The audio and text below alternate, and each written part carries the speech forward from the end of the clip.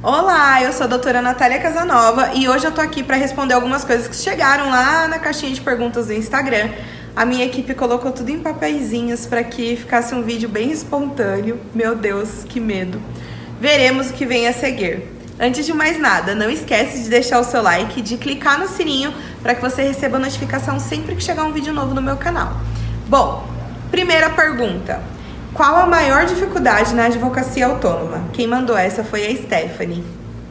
Bom, a maior dificuldade na minha advocacia autônoma, eu entendo que foi para eu entender que eu não conseguiria crescer mais do que eu já havia crescido se eu não saísse da advocacia autônoma. Porque a advocacia autônoma, você se contenta em ser um profissional que atende determinadas pessoas. A minha grande virada de chave foi quando eu entendi a mentalidade empresária.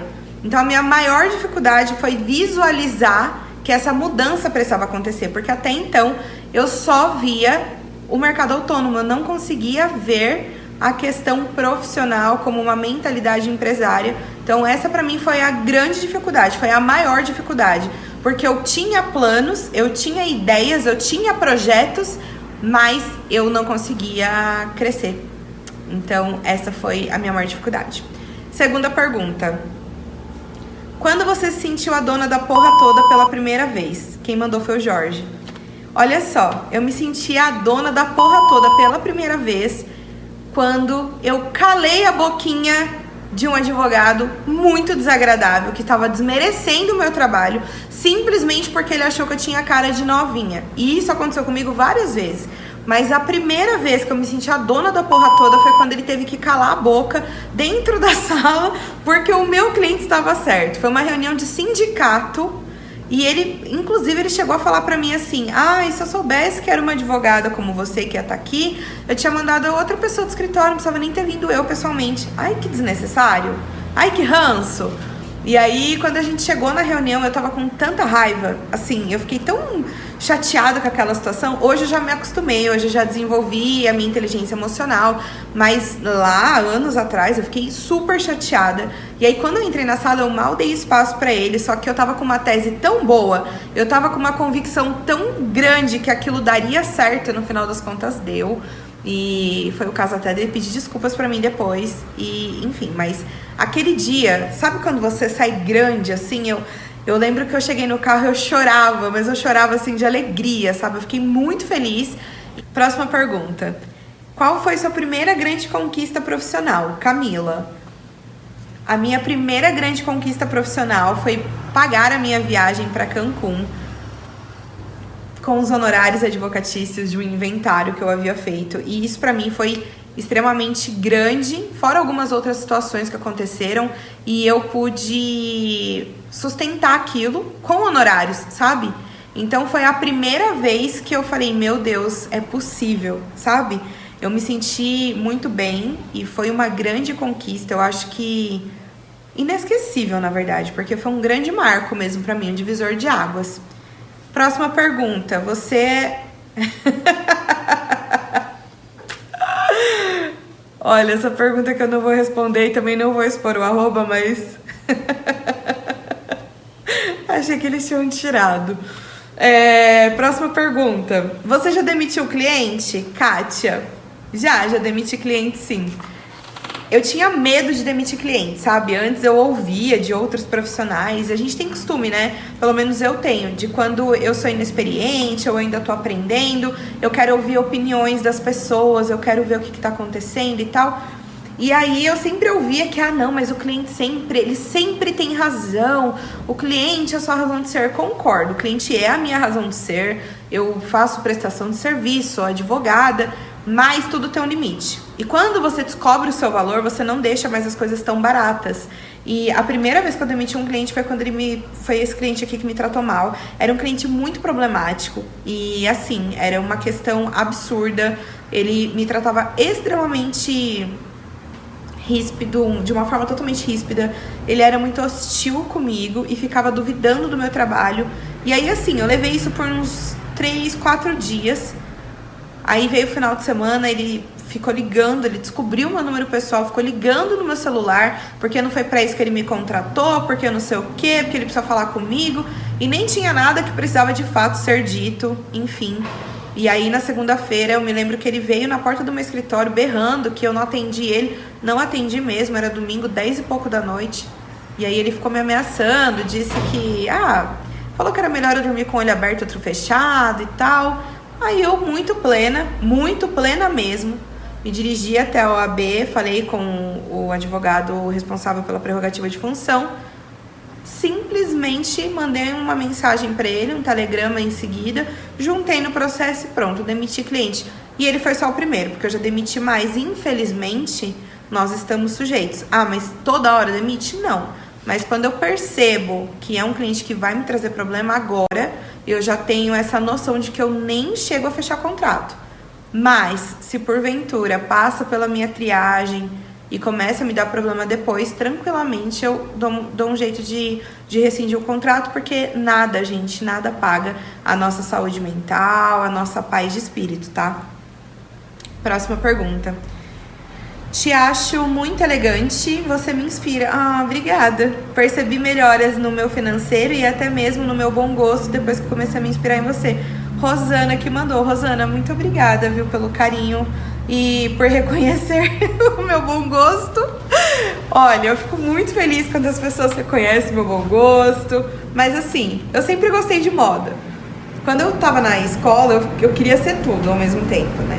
Direito eu sempre quis. Desde quando eu me entendia por gente, eu falava que eu ia ser da área da justiça. Mudei da área do direito. Já falei várias vezes, tipo, você é juíza, você é delegada, ao longo do meu amadurecimento pessoal, as minhas convicções, elas mudavam ali do que eu queria seguir dentro da área jurídica. Mas sempre foi a área jurídica. Em paralelo, eu gostaria de fazer moda e também, por que não, cinema. Eu adoro cinema, enfim. Mas hoje foi só um devaneio mesmo. Mas eu sempre gostei de moda, então eu gosto. E também, além de gostar, é claro, existe também uma questão muito forte, assim, de capital visual pra mim. Capital visual é uma coisa que eu levo muito a sério, porque a sua linguagem não verbal, ela comunica muitas coisas, ela transmite muitas coisas. É muito poderoso você ter um capital visual, uma aparência que transmita, esteja alinhada com o que você é, com a profissional que você é. E também, gente, eu acredito assim, dentro do direito tem uma questão muito forte, ao meu ver, tá? A minha opinião pessoal, no tradicionalismo. Eu acho muito estranho, e olha que eu sou super aberta a novidades e tal, mas eu acho muito estranho quando eu vou fazer audiência e a advogada da parte contrária tá de regatinha, de cabelo verde e rasteirinha. Eu acho super estranho, assim, é uma coisa que eu, sabe, parece que não orna muito. Mas você é preconceituosa. Não, eu não sou. Imagina que você vai num restaurante e quando você olha pra cozinha, a cozinheira não está de cabelo preso, o pano de prato tá aqui pendurado no ombro, e aí ela começa, sabe, a limpar a mão e limpa cabelo e não sei o que, sabe? Você também não ia gostar, porque a vestimenta não tá muito adequada ali com o meio que ela tá. Então, não sei se fez muito sentido o que eu quis dizer, mas eu entendo que a gente tem que estar alinhado com o ambiente, com a situação. E outra coisa, eu morro de medo de passar vergonha, igual eu já vi colegas passar. Já não foi nem 2 nem 3 vezes que eu vi juiz não fazer audiência ou mandar o colega, olha, doutor, te dou 2 minutos para você arrumar uma camisa e uma gravata. Eu vi outro dia, pasmem, tá? Um advogado que chegou de tênis, calça jeans, uma camiseta do Metallica para fazer audiência. O juiz virou pra ele e falou, o senhor não sabia que ia ter audiência hoje? Não, eu sabia e tal. Doutor, eu vou te dar 2 minutos pro senhor arrumar uma camisa e uma gravata. Mas o juiz é carrasco? Depende, tudo depende. A minha opinião pessoal é essa, e por isso eu me preocupo sim com o que eu vou vestir, e muito obrigada por se inspirar em mim. Mas eu te aconselho também a procurar várias coisas aí, que hoje na internet tem tudo, tá? Procura tendências, cartela de cores, paleta de cores, enfim, tá bom? E a última pergunta selecionada aqui por eles: quando você reconheceu o seu valor? Quem mandou foi a Ana Paula. Não houve um ponto que fez boom, nossa, é isso aqui, não. Foram vários acontecimentos sucessivos que me trouxeram assim, não, Natália, agora é a hora de você reconhecer de fato o seu valor. Eu passei por várias pequenas situações, como por exemplo, ouvir uma pessoa com muito mais experiência do que eu e depois descobrir que essa pessoa estava completamente desatualizada e eu confiar mais no trabalho dessa pessoa do que no meu. E aí acabou que, pô, ficou, sabe aquela coisa meio solta, porque eu não acreditei em mim, acreditei naquele profissional que tinha 50 anos de experiência e ficava se vangloriando. Quando eu passei a entender que a idade não tem nada a ver com competência, quando eu comecei a entender que eu era tão boa e tão capaz de realizar boas audiências, de efetuar bons acordos, de várias coisas, mesmo sendo jovem advogada, mesmo estando há pouco tempo no trabalho, mesmo não sendo de uma família tradicional jurídica, enfim. Então eu acho que foram vários pequenos acontecimentos que culminaram para que eu pudesse reconhecer o meu valor. E uma vez que você reconhece o valor, gente, é inexplicável, mas assim, eu recomendo que você comece a fazer uma lista de todas as coisas que você é muito boa, porque você não vai ser bom em tudo, mas você certamente tem pontos extremamente altos, assim, que você pode amplificar, que você pode trabalhar em cima, que você pode desenvolver ainda mais. Então, eu não sei exatamente quando foi essa, sabe, eu não dormi, acordei e falei, nossa, eu sou muito maravilhosa. Não, foram várias pequenas coisas, mas foi necessário para que eu chegasse até aqui. Bom, eu espero que vocês tenham gostado do vídeo de hoje. Não esquece de deixar o seu like e de enviar perguntas, porque eu gostei bastante desse formato e eu vou querer repetir. Me fala o que vocês acharam também.